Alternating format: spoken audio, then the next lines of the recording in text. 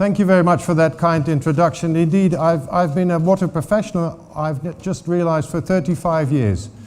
20 years as a consultant and a researcher, 19 years as a public servant and an elected member of a water board. And those two don't add up, so there's a little overlap there. But 35 years. I'm not an economist, I'm not an engineer, I'm not a politician.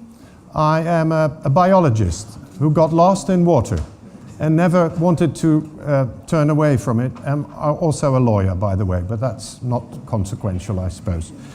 Where is the clicker which I can use? Oh, here it is. I was invited, I suppose, to give a sort of a quick overview on the basis of slides of what is going on this topic. And I was intrigued by the subtitle, the Rewriting the Social Contract, on duties and obligations, as was mentioned, but also considerations and maybe underlying principles. And that is what I would like to cover. And water indeed is at risk. And where water is at risk, if it is in Spain or anywhere else on the globe, humanity is at risk. And I would argue, also from my position as chair of the Water Governance Initiative, I'll be talking a bit about that later, that governance is key. Not only technology, not even finance or economy, but all of that together, governance. So the principles and indicators on governance, this is what we at the Water Governance Initiative, and Gonzalo is part of that, and Gary here in the audience is part of that, and maybe some of you I haven't met today. But you're welcome to look at the work that we're doing at OECD with a lot of others. Financing of water obviously is a big challenge. And if time allows, I will give you some Dutch perspective because I'm as Dutch as they come. If that is allowed, I will share that with you. So, pictures about shortages of water, floods, about water quality issues, about sanitation. I'm sure there's no sanitation at all where people are living in such circumstances.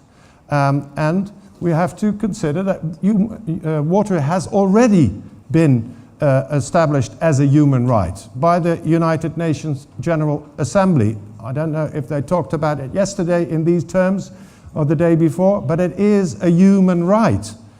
Drinking water, sanitation. And this is on the top of the agenda also in the Sustainable Development Goals, in particular number 9. And it was reiterated and underlined in 2015. Water is a human right. This is when we look into space, and what do we see? We see a blue planet. And it seems, or rather if we look from space to our planet, it is blue. There seems to be ample water. But if we condense that water into a drop, all of the water on the planet, this blue drop, the bigger blue drop, is all the water on the planet. That seems less than it seems if you look at the first picture. But this is also seawater. All the fresh water is this drop. And all the available fresh water is this minute little droplet, a pixel of a droplet. This is the water in streams and rivers and aquifers and lakes that we are dependent on as humanity, as the biosphere. We share this water with plants and animals. As I said, I'm a biologist. So if you look at it from this perspective, it is daunting. And if we do not take care of this precious resource, then sometimes in the future we may end up on some spacecraft. But that's something I don't want to think about. Now, so water is at risk. And every year, I saw a tweet this morning with the latest statistics, the World Economic Forum gathers in Davos. And they issue a global risk report, not only on water, but water and the environment and climate change are always, every year for the last 10 years, in the top 10 risk category in terms of likelihood and impact. Likelihood, the chance something happens, the impact, what is the, let's say, the damage in different terms, and they're always up there. So, So extreme weather event, natural disasters, climate change, failure to mitigate and adapt. And those are the likelihoods, the chances, high chance of such events. And impacts, again, the green diamonds here. And water crisis, every year we see this reiterated. And this is by captains of industry, this is by world leaders. They fill in the questionnaire, and this is what comes out. So then natural disasters are obviously an economic factor. And so for the insurance community, insurance companies, this is very important to have that data straight because of their policies and their premiums, obviously. And every year I look at this report in January, the Münchner Rückversicherung, the Munich Re, Munich reinsurance company. And so they present this, they published this Topics Geo. So in 2016, it was the year of floods. In 2017, it was the stormy year. So what will this year be? I have a slide later on. And it is projected, it is on the globe, all these different geophysical events, that's earthquakes, meteorological events, storms, and hydrological events, floodings, droughts, climatological events. They're all on the map, and they're not evenly distributed, and not from year to year, and not from country to country. Obviously, we have fatalities, and there is economic loss, and also they are not evenly distributed. So in 2017, most fatalities were in Asia. But the damage was mostly due to the storms in North America, Central America, and the Caribbean. So every year this picture changes. There's great volatility and great variance, but the trend is up. The damage, the economic damage is going up since the 80s. And the red bars is what is insured, but the blue bar is bigger. So a lot of that is not insured.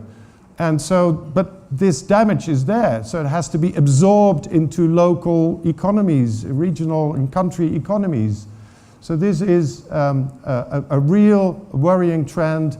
The losses are rising and the volatility is increasing. Excuse me, going forward. Now, what kind of a year was 2018? Well, we've had some storms already in the Americas, but I suppose it's the year of drought.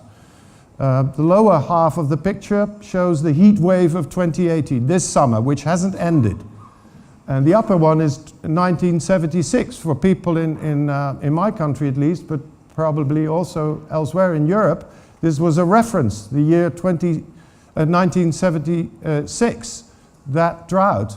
But look at the lower picture. It is getting worse and worse. Even in my country, I have never seen this year, city of Eindhoven, pictures like this. Irrigation and drainage canals, 90% of the watercourses ran dry.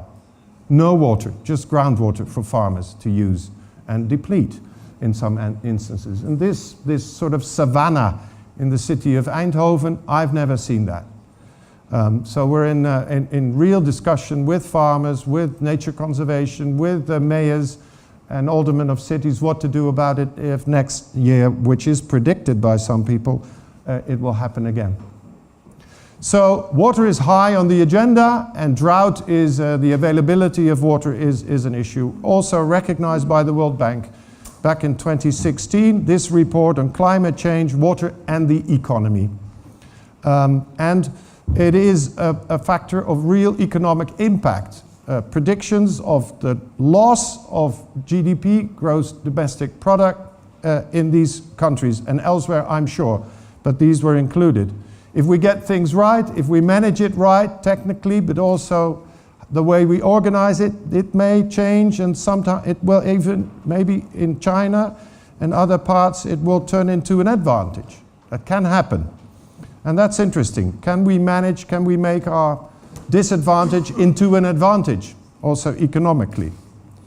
So water, I like this quote in that report, is to adaptation, climate adaptation, what energy policy is to mitigation, prevention of further climate change. The challenges are enormous, and smart water policy is fundamental. So, ladies and gentlemen, water is at the focal point. It's not just water management, but it's connected. Water is connected. There's a nexus with food production, with urban development, with energy consumption and production, and the environment as a whole. We shouldn't look at water just from the technical point of view of water management. We should look at it from a holistic, integrated perspective. And so if water is high on the agenda, well, it was mentioned, the United Nations yesterday and the day before, a couple of years ago under the previous Secretary General, a high-level panel on water was established, and they produced this report, Making Every Drop Count.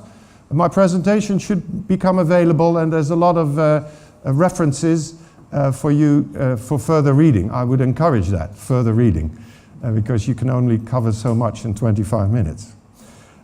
So the agenda for water action and making every drop count. So a summary is here. The pressure is rising, action is urgent, availability is at risk and hinders economic progress. Poverty has been mentioned, sustainable development as a whole.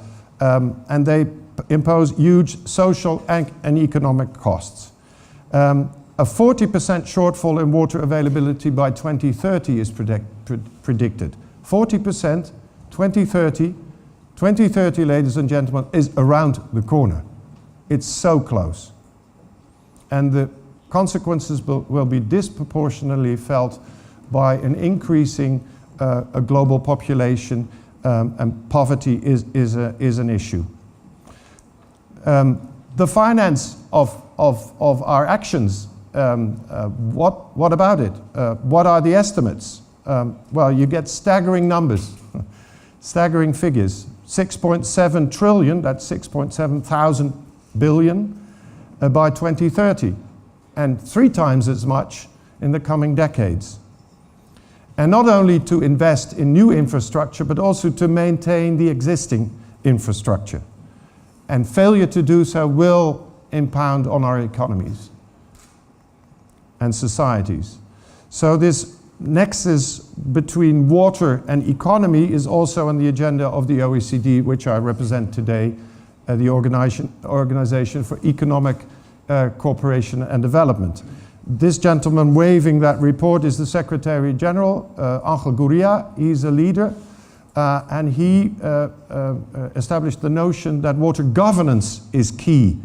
Now, what is governance? I could give a lecture of an hour about governance in itself, but it is about, let's say, the technical aspects, the finance, the capacity, the legal aspects, all of that. But also data availability, integrity, transparency. That taken together is who does what, at which level, why, and how. That's the short definition that we like to use. And we presented at the World Water Forum in Korea, in Daegu, in 2015, a report on the principles of water governance. And again, I encourage you to read it. It's available in 18 countries. So if you go out there somewhere in the world, I'm sure that there is a report on this in that particular language, including in Spanish, obviously. I was, as president, had the honor to present this to the Secretary General. And we went from Korea. Every 3 years there's a World Water Forum. And this year it was in Brasilia. Wonderful architecture there, very special, built in the 60s. You should go there, it was my first time. But there we presented yet another report on the implementation of the principles, because principles, talk about principles is fine, but how to make it operational. So we went from principles to indicators, deliverables, things you can measure. And so, yet another report. The OECD is very good at, they produce one report every year, every day, so I'm told. And it's all data-driven, which I think is excellent.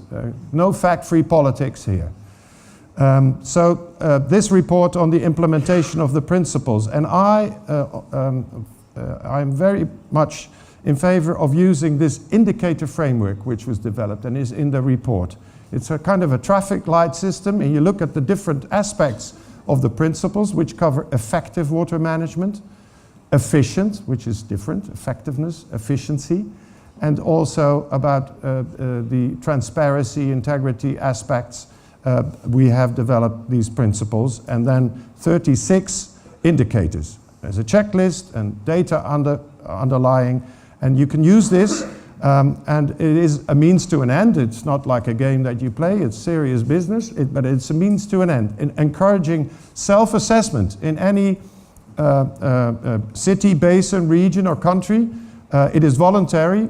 It's a voluntary exercise which you can do by getting around the table, all the stakeholders involved, and to have a dialogue. I think having a dialogue is so important if you want to start a discussion about any transition, ecological transitions or other transitions.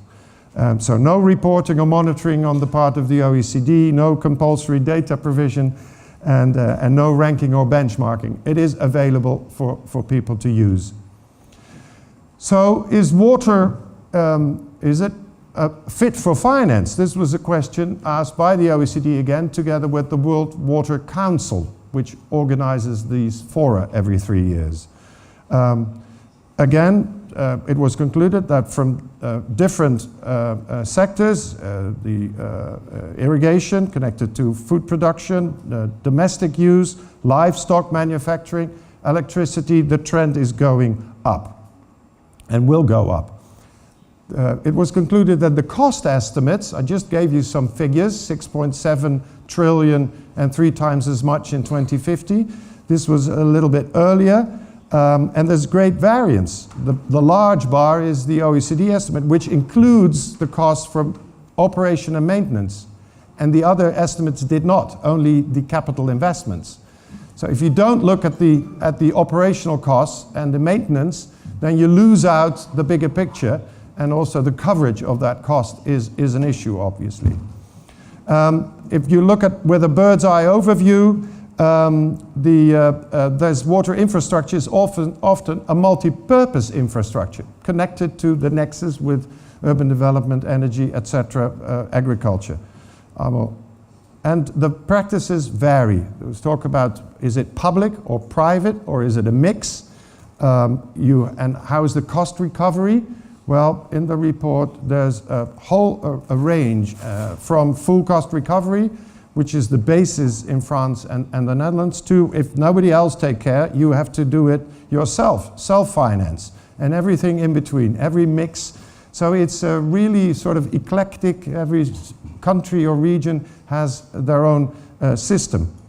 But if you look at it from a methodological point of view, the OECD points out that there are 3 main cash flows. Tariffs, a bill you pay, taxes, collected by national government or local governments, and then handed out or issued in the form of subsidies, if you will, and transfers from aid from one country to another, or even philanthropy. They cover the repayable sources, loans, bonds, and equity, underlying the whole financing of this multi-purpose infrastructure. And again, there's this a model. The OECD is great in sort of drawing up models and schemes, and this is yet another one. More recently, last year, together with the World Water Council and the OECD, and supported by the Netherlands, a round table on financing water was established. Now, I suppose, Wiebke, you'll be saying something about that in your part of the conversation. 5 actions were already pointed out at the onset to maximize the value of the existing infrastructure and investments. Pathways selected to maximize the water security and the security return over time. Look at synergies and complementarities, and scale up the finance through improved risk-return frameworks. It seems that there is not a sort of a an established notion on what the risk-return framework is and how to cover the risks. Now I have 5 more minutes, so something about the Netherlands is still allowed, I suppose. The lowlands, the Pays-Bas, Países Bajos, if my Spanish is passable. So the Netherlands is, in fact, the drain of Europe. We do have transboundary rivers, large rivers, the Rhine, the Meuse, and some others, which connect us, so I turned it a little bit, to the hinterland, and they flow into the sea. It is a small country, only 250 kilometers, 17 million inhabitants, but 10 out of the 17 million live in flood-prone areas. The dark blue is below sea level. Actually, 1,000 years ago, it was above sea level. Because of very efficient irrigation and drainage, we pumped our way down, down, down. Subsidence because of water management. But now we're below sea level. Large parts, Amsterdam, Rotterdam, the capital, they're all below sea level. And the blue is prone to flooding from rivers and the sea occasionally. So we have all this infrastructure, all these dikes that have to be maintained. And for that we have a rather unique system of water boards, and I happen to be the chair of one of those water boards, established 800 years ago with their own finance. We collect taxes locally, regionally, with our own parliament, in which stakeholder democracy, farmers, conservation area, nature conservation areas, businesses, and all of the inhabitants have their elected seats. I was member of such a parliament, and now I'm chair, appointed chair of such a parliament. So that's water democracy in a way. Having said that, we are proud of our heritage. We are proud of the way we manage living below sea level.